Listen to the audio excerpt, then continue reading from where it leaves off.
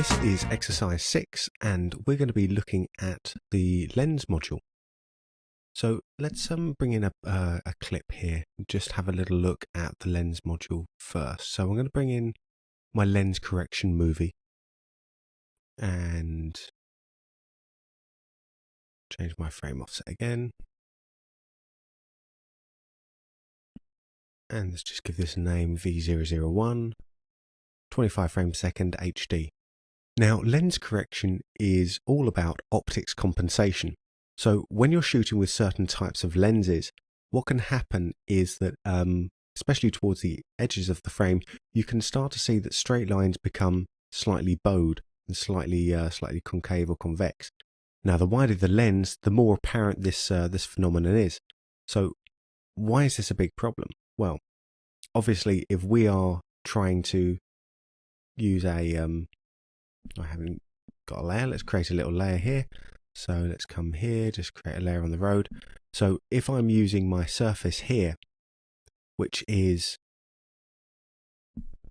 4 corners and four points, here we go. So 4 corners creating 4 straight lines. If our straight lines in the actual image aren't perfectly straight, then our insert here isn't going to match up perfectly either. So to help with that, what we're going to do is we're going to compensate for that and basically undistort the distorted image.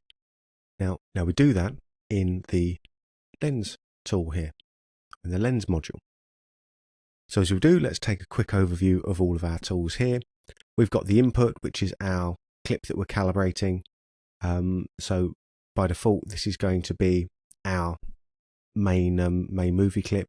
We can also bring in other clips. If we've shot a grid, for example, using the same lens as we have here, we can use that information to calibrate our scene. So that's the calibration clip, the input clip against the input video clip here. Output, well, we can actually start to render out these clips to use in our compositing program, undistorted. And here's where we would set this up here in the undistorted or distorted, so we can redistort a clip after it's gone through CGI. And we can also export out lens data as well, which we will take a swift look at. So carrying on the sort of left to right workflow here, let's take a look at the calibration lines. So I'm going to hit locate lines now, and this is going to analyze the scene and try and find all of the straight lines that we've got. And we've got a minimum line length here set to 20. Now if we turn this up, you can see we can start to filter out all of the smaller lines that are going to be either a bit less useful or just a bit confusing. And in the same way, we can turn the minimum line length down, and we can get a whole more load of lines going on there. Let's just turn it down to cut out most of the noise. There we go. So about 82. I'm going to leave this here. So just so we can see a good variety of lines that basically cover most of the frame. And in fact, we can also go to a slightly better frame as well if we can find one. Probably around about here, and hit locate lines again.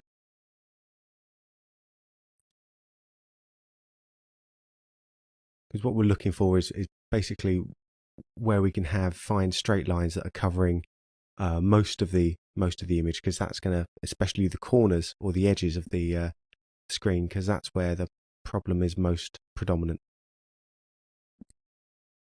There we go. Okay, so I'm on frame 20. My minimum line length is 79. All right, so how do we now use these lines to create our optics compensation? Well, the first thing we're going to do is hit a new line. Okay, so now what we've got to do is come in and identify where these straight lines are. So I can come in, I can select them just by clicking. You see it turns red when we can click, and we can select multiple lines or multiple pieces that will then go in to create our straight line here. Now, I can't just keep clicking to say all of these are straight lines. What I have to do is each time that I want to come and identify a new area, I click on new line, then I can come in and just select that one there, come on new line here, take that one and take that one. Again, you know, you're just going to make sure that they're all, the ones that you select are in the right place or in the right area. So it's actually getting quite difficult to see some of these little ones here. So I'm going to come up to my gamma compensation up here and just kind of turn that up a little bit so I can see what I'm doing a little bit better. Okay, so I'm going to take this long one here and that one there. Hit a new line. So I don't want to select any of these ones here because these aren't actually proper lines, proper straight edges. This is just happens to have popped up in our minimum line length there. The sort of artifact of the locate lines. But this at the back here, this is a straight line there. New line. I try to get a good variety, trying to cover as much of the area of the screen as I can. So make sure that we've got, you know, certain ones going in the top corner. New line. There we go. And if we've got something in the bottom corner, yeah, we've got these two here. Now, what I like to do as well, just to make sure that I've got a thing covered, is turn my minimum line length all the way up so that all I can see are the lines that I've specifically gone in and drawn. Just a preview to see whether I need to add a few more. And I'm going to add this one here, so new line. Click on that there. Add that one there. It's best if you can to sort of find lines that are covering, you know, a great deal of the distance of the area as well. So say if this line here was also found down there as well, that'd be great, but it isn't. So I'm not going to cry over it. What we'll do is take that one and that one, and we should probably have enough around about now to get going with. Okay, just one more. Just take that one there. Cool, so we can just check. All of these are nice straight lines. There we go, good. Right, so I've spent a little bit of time getting all my lines sorted out now. So how do I then calibrate that lens distortion? Well, we've got 5 different options here. We've got no distortion, which does absolutely nothing. It's basically what we see here. We can choose 1 parameter distortion, which is useful for sort of light lens distortion as we have in this shot here. We can also do 2 parameter distortion where you need a little bit extra. Basically, if the 1 parameter fails, then we can go and hit it over to 2 parameters. 1 parameter inverted, this is really only if you're working with RealViz RZ3 files. And then we have anamorphic. So if you're working with anamorphic lenses, obviously the whole point of an anamorphic lens is to do distortion and then you undistort it afterwards. So the anamorphic lens is going to need different treatment than a regular non-anamorphic lens. But to begin with, I'm just going to hit 1 parameter here. I'm going to skip over equidistant lines and calibrate center because we're going to look at that later. And I'm just going to hit calibrate. And that comes in and that works out the calibration that it's going to need. So let's take a look and see how we can see that. Let's turn my grid on. Turn the grid dividers up a little bit.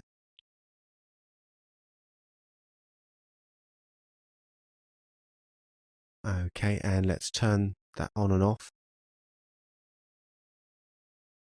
There we go. So actually there's a very, very small amount that's happening. I'm going to hit 2 parameters and then try and recalibrate that. I'm going to hit this back to 0 and K2 back to 0, and let's try and come back to our lines and let's recalibrate.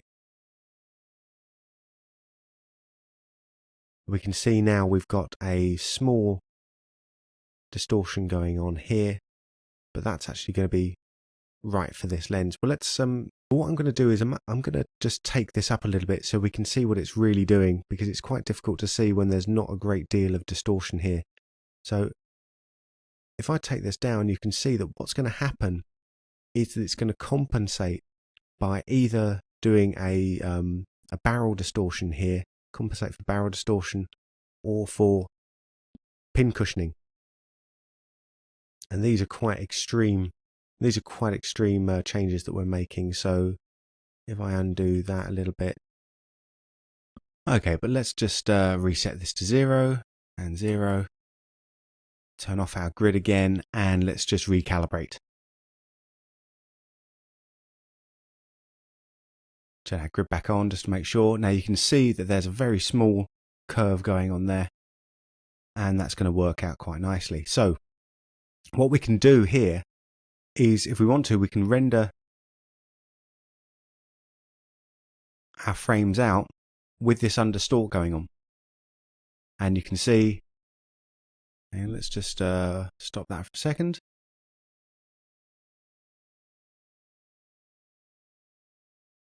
And that renders out our frames to, let's look at our output, underdistort lens correction here.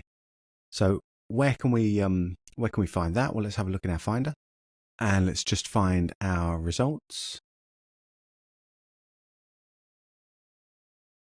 Let's take a look at the ones we've created today, and there they are, the undistorted version of our original footage. Now we only need to do that if we need to use the undistorted frames in another application. We don't actually have to render out everything else if we're going to do everything within Mocha Pro. If we're going to do the insert and remove stuff within Mocha Pro, we don't have to export the undistorted or render the undistorted, then bring it back in. We can just be working with it as we want to. I want to export it out to a different name than we had before, or a different file name than we had before. We can just create a new clip here and then hit OK on that. And the same goes for our distorted. So when we've done our VFX work on the undistorted plates, we can then go back in and redistort them, and that will sort of work its way out. Now, before I'm going to come back to this shot, but before we do that, I want to just show you something else that we can do. So I'm going to create a new one there. I've already saved that. Come in and come to my grid and call this V001. Now, something else we can do is actually record a grid. Now, I took this with a stills camera, and I had to use a macro extender on the lens, which has opened up the lens completely and given us sort of very, very shallow depth of field. But we'll probably have enough to work out the lines going on here. So let's do the same thing as I did before. Let's take the minimum line length down a little bit before I hit new locate lines. That should generate up some more stuff for us. So when we're dealing with a grid, we can use that to create a known distortion model that we can then use with our footage plates. And we can do this in pretty much the same way as we did before. I'm just going to turn this onto one parameter distortion. So if I create a new line, just so we can see, come in here, this new thing here, which is the equidistant line. Oops, not that one. So if I select a wrong section there, I can just click on it again, and that will remove it from the calculations. That's not a particularly great one. I'll leave that there. And I'll just create another couple of lines here. I don't have to pick every single line, but when I do,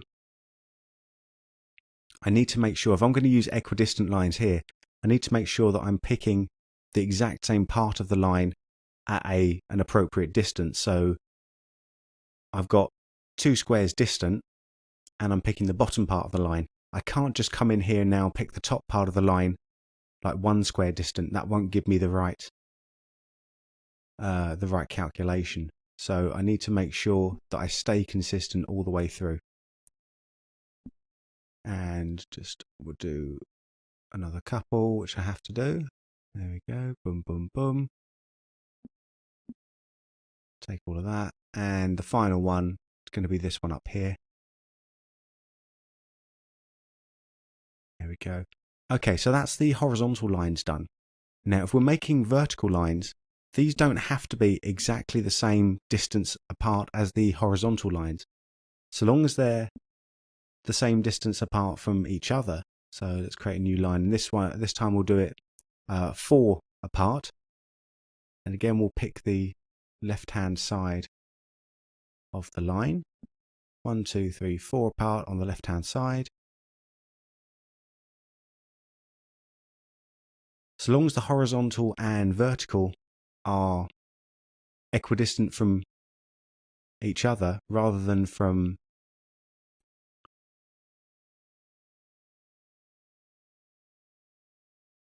so as long as the horizontal and vertical lines are equidistant within their own line, so as long as all the horizontal lines are equidistant from each other and all the vertical lines are equidistant from each other, this is going to work out just fine.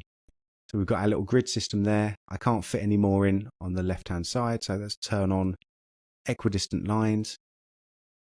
Give my 2 parameters here, and let's click on calibrate. Cool, and we can see now in the grid here that we've got our distortion being worked out quite nicely. So I just wanted to quickly show you how we could use the grid there. Obviously you'd want a nicer shot grid than that, but that just gives you the idea of what we're doing. Cool, so let's come in, open my recent ones up. Let's get back to where we were with the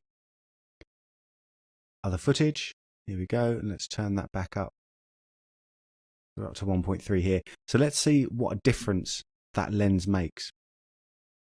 So if I come over to track now and I add a layer, I'm going to track the bottom of this here. So let's turn this up a little bit so we can see what's going on there a little bit better. I'm also going to track this wall over here. So this is going to be called balcony track. Create another X-spline layer.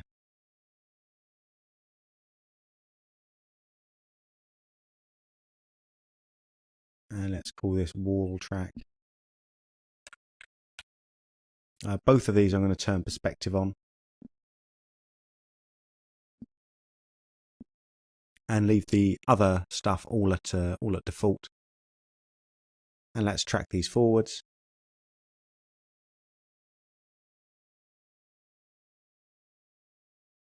That's enough for the wall.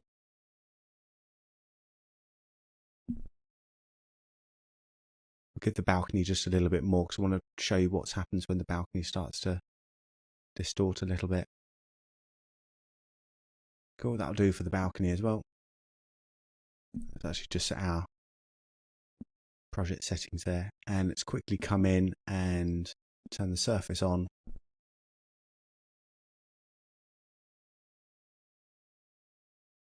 Come back in here. Let's what clip should we insert? Let's insert a grid in there. And we'll do the same thing for the wall track as well. Let's turn that off tracking. Come to my thing here. Gonna hold down Z to zoom into there a little bit. Just turn off the overlays there. Hold down X to pan around. Zoom out a little bit, and we will insert.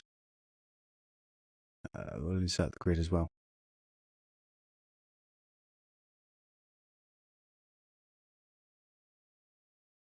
Cool. So let's take a little look and see how that's working out. That's looking fine. This all seems to be kind of holding pretty well. So let's see what happens when we. It's difficult to see, but it's actually working out quite nicely. But let's see what happens when we crank up the distortion. You can actually see here that it's compensating for that lens distortion. So with it turned off, we wouldn't be able to match that properly up. And with it turned on, we can. So even though it's looked really small, and it probably is really small with this particular lens, it's going to give a really good effect, especially when we look at the stuff we're inserting towards the edges of the image, which is where it becomes a bit more apparent. Now, the final thing I want to say here is that the lens distortion carries on through the other modules, so it's actually compensated for in the other modules. So it's really important, if you do have a clip that exhibits any sort of lens distortion, and you can actually start to notice it when you get through to a later part of the module, or later module, I mean, like something in the adjust track where you're kind of trying to match up points and they just seem to be slipping because there's a sort of slight curvature in the straight lines. Come back to the lens and get your lens calibrated up properly, and you'll find that life becomes a bit easier for you after that. Okay, so the final thing I want to do is I just want to come back into the lens one more time and just talk a little bit about focal distance. Now, the focal distance here relates to what we can do in the insert module over here, and we're going to be talking about that in more detail when we actually get to the insert module. It has no other relevance to the actual calibration, the auto calibration of the lens distortion. So we're going to save that for another time. Now, final thing about the lens module is that we can use this distortion information here in applications either in the Imagineer Systems family or ones that can read the XML file, the XML lens data file that Mocha Pro exports out. If I come into Mocha version 2, standard Mocha here, and come into my prefs, we've actually got the distortion information that we can type in here, and we can put that into I'll start up a new project and just come and find where is it? That one there. Just going to call this Mocha and hit OK. So if I come into my preferences here and change this all up, you can see that it's distorting the data for me. So I can actually use, let's show you that one more time, just even more extreme. There we go. So I can use this data that I get from Mocha Pro and take it over into Mocha or Mocha for After Effects. So I can actually supply that information to any other artists that are working on other Imagineer Systems products that don't happen to have Mocha Pro themselves. Cool, and I think that's really useful. So that's all for now for the lens module. So when we come back in the next exercise, we're going to be taking a quick look at the clip setup here. It's one that I've saved till a little bit later on because I want to show you a couple of interesting things that we can do with this that are going to help to improve our tracking and rotoscoping workflows. So that's all to look forward to in the next exercise.